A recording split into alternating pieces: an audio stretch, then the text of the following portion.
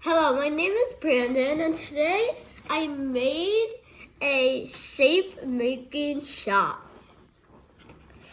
So I made the square, the circle, the triangle, a spiral, hexagon, and an hourglass.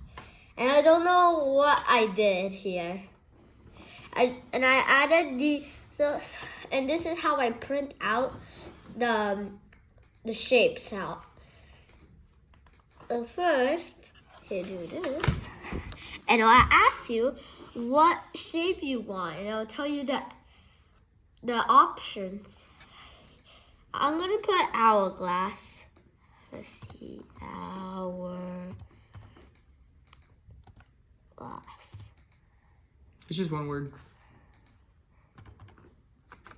Oh.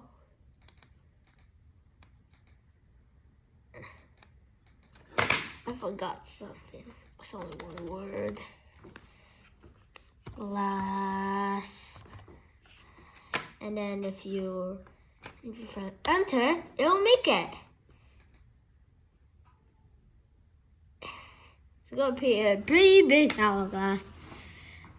Just wait it. Yeah, finished. All right.